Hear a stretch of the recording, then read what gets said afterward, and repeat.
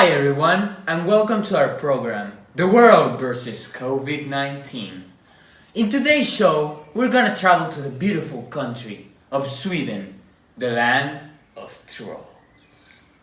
Sweden is a Nordic country in Northern Europe, and opposite to the rest of Europe, Sweden has taken a different approach versus the pandemic. Sweden decided not to close everything in the country, nor restrict people from going out from their houses. Today, we're gonna talk to 4 different specialists who are gonna tell us how Sweden has faced this pandemic. First, let's go all the way to Sweden, where Iker Fauch, a very important reporter in that country, is gonna explain us how this country has been doing this pandemic. Hi, my name is Iker, and I am going to talk about what has Sweden done during the COVID-19 crisis. In Sweden, there have been no invasive lockdowns to mitigate the spread of the coronavirus. Restaurants and even nightclubs are operating, though under guidelines to enforce social distancing. Schools for students under the age of 16 remain open. Large gatherings and restricted of a maximum of 50 people. A far cry from the enforced confinement imposed on entire cities in other parts of Europe. Sweden chief epidemiologists and the architects of the light touch approach to the coronavirus has acknowledged that the country has had too many deaths from the COVID-19, and they admit they should have done more to stop the spread of the COVID-19. Thanks, Iker, for this information. Now, we're going to listen to Arturo Madrigal, a very well-known economist in Sweden, and he's gonna explain how the country has been affected by the pandemic. Let's go to Sweden!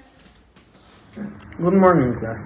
Today I'm going to talk about how the economic of Sweden are going to be affected by coronavirus. Well, Sweden economy is still expected to be hit hard.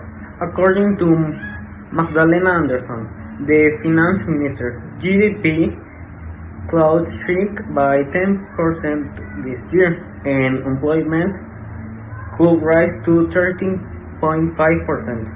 Sweden Central Bank, the Riksbank, gave 2 possible ways from the economical outlook in 2020, which it said depend on how long the spread of infection continues and of how long the restrictions implemented to slow it down are in place.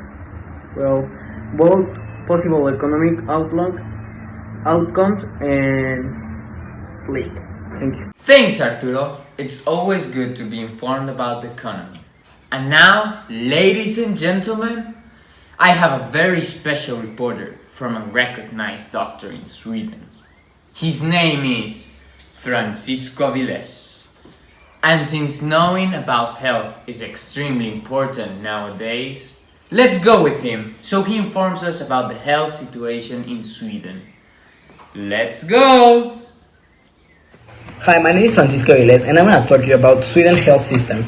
Swedish shops, schools, gyms, and restaurants have remained open throughout the crisis because the epidemiologist Andrew Tengler argues that Sweden model is designed to deal with long-term health crisis. It also raised concern in other countries of the European Union as they begin open the borders.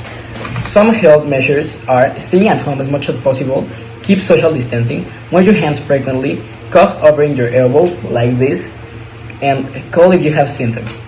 The number of cases confirmed in Sweden are 42,939, recovered people 4,971, and defuntions 4,639. Thanks, Francisco.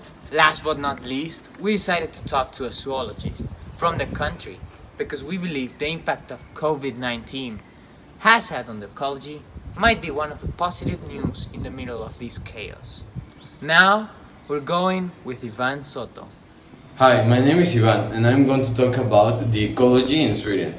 One of the biggest environmental issues in Sweden is the consequences of the logging industry.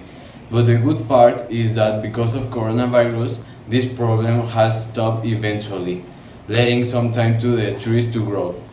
Another problem is that the World Wildlife has reported 2,000 forest-dwelling species are threatened in Sweden, like birds such as the white-beaked woodpecker and species of lichen, mass and fungi.